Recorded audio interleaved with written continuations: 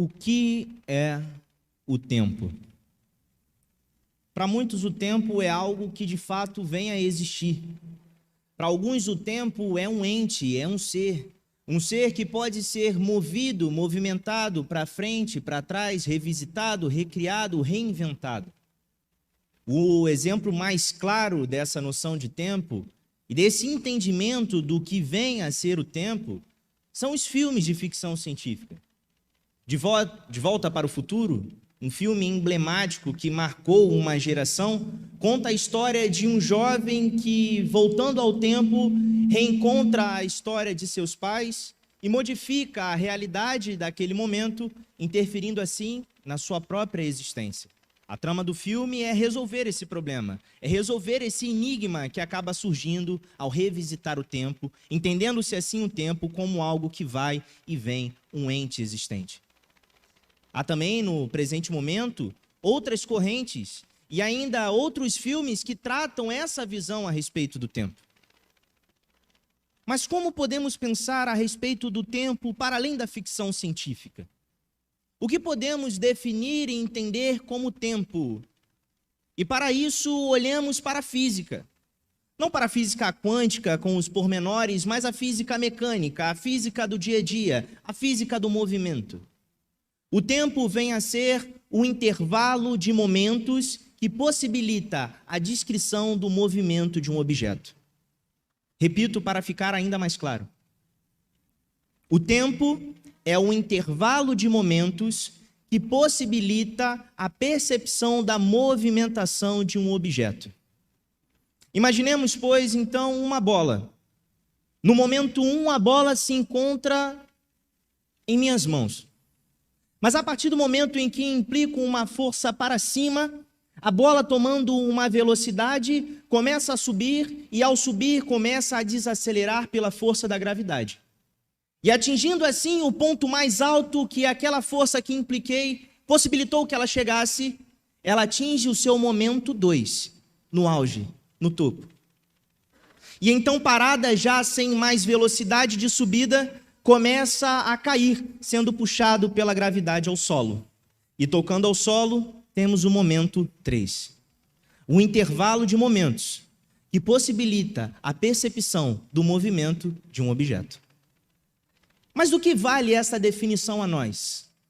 Do que vale esse entendimento de que o tempo vem a ser isso? Aquilo que nos possibilita a compreensão e a percepção da movimentação de objetos.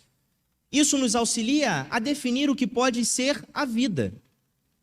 A vida é um intervalo de momentos a qual a nossa existência, a nossa consciência, melhor dizendo, experimenta a matéria.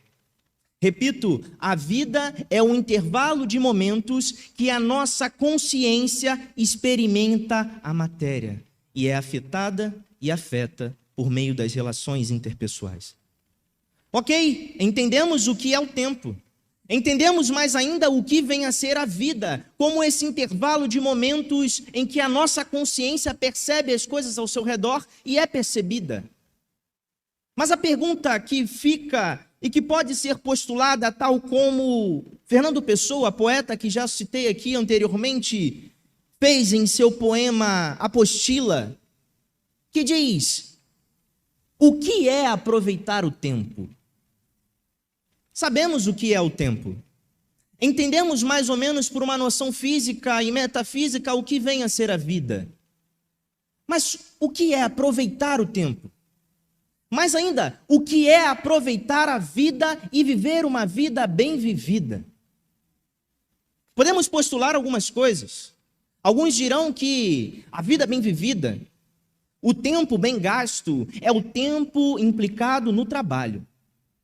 De maneira que se trabalha com o intuito de criar, e se cria, e se cria, e se expande, e se organiza, e se constrói, e se conquista, e se arrecada, e se junta, e se consome. E a vida então tem o seu significado e o máximo da sua existência na melhor das gestões dos tempos, quando implicamos toda a nossa força de existência no trabalho. Mas é perceptível que esse não é um bom palpite. Viver a vida a cada momento, a todo momento, pensando, vivendo e existindo em prol do trabalho, sabemos que isso é muito pouco para a nossa existência. Não pode ser essa a resposta. Então busquemos uma resposta um pouco melhor, uma resposta um pouco mais aceitável. Talvez a vida bem vivida é a vida que se dedica aos momentos em família.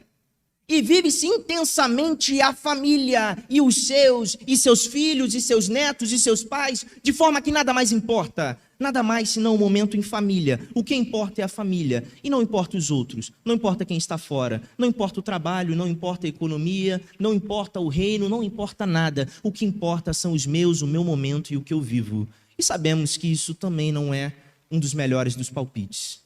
Porque dentro dos nossos laços familiares e dos nossos momentos em família, somos implicados também pela vida que vem de fora. Temos a necessidade do sustento. Temos a necessidade de perceber o outro, aquele que está distante. De forma que viver a vida recheado somente de momentos familiares não venha a ser o suficiente.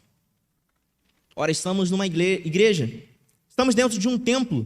Melhor palpite seria dizer que a vida bem vivida, a vida gerida no seu tempo da melhor forma possível, é a vida daquele que vive 24 horas dentro da igreja.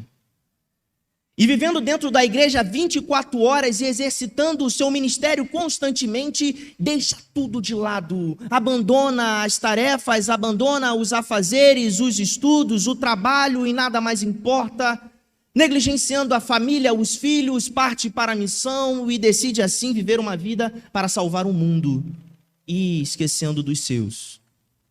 E percebemos também, de forma clara, que essa não é a gestão do tempo a qual Deus aguarda e espera de nós. Mas a pergunta então que fica é: como gerir o tempo? O que é gerir o tempo? E mais, como gerir o tempo para ter momentos eficazes de existência da consciência neste mundo? Como fazer isso de acordo com aquilo que Deus espera de nós, realizando assim a sua vontade nesse mundo? Em Eclesiastes, no capítulo 3, Salomão afirma algo muito interessante a esse respeito. E ele diz: tudo tem o seu tempo próprio, e há momento adequado para todo o propósito debaixo dos céus.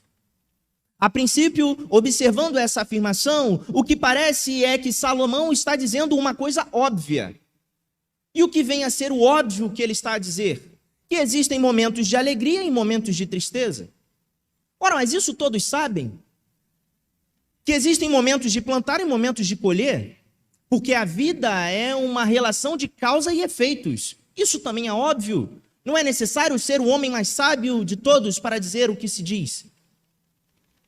Mas a grande questão que está por trás, nas entrelinhas daquilo que Salomão está a dizer, é que o importante não é ter a consciência de que existe dias bons e dias maus. Não é só ter a consciência que existe dias de paz e dias de guerra. Mas é a necessidade de entender o momento que se está vivendo. A vida bem vivida, o tempo bem gerido, é o tempo gerido por aqueles que entendem o tempo que estão vivendo. Porque existem momentos que são momentos de choro. Existem momentos que são momentos de luto. E o que vemos e observamos no dia a dia é que muitas pessoas fogem do momento de luto e não choram no momento em que devem chorar. Criam fantasias, criam personagens, fogem dos sentimentos para que aquilo não o afete. E não vivendo o momento que deve ser vivido. Sente angústia, ansiedade, apreensão. É por não entender que o momento do trabalho é o momento do trabalho que muitas pessoas vão para casa ansiosas por não terem concluído o que deveriam ter concluído. Mas ainda, por não entender que o momento familiar é o momento da família, que muitas pessoas perdem afetos, perdem filhos e relacionamentos. Por não entender que o momento da igreja, o momento do reino, é o momento do reino, que muitas pessoas perdem a sua vida espiritual. O que eu quero te perguntar hoje é: que momento você tem vivido? Talvez a sua angústia, a sua aflição esteja contida no fato de você estar tentando plantar no momento que é adequado colher. Ou talvez você esteja buscando paz no momento em que é eficaz buscar a guerra. Ou ainda talvez você esteja buscando a alegria no momento em que se deve viver o luto. E por isso a angústia, a aflição, a dor, a falta de sentido, a agitação da alma.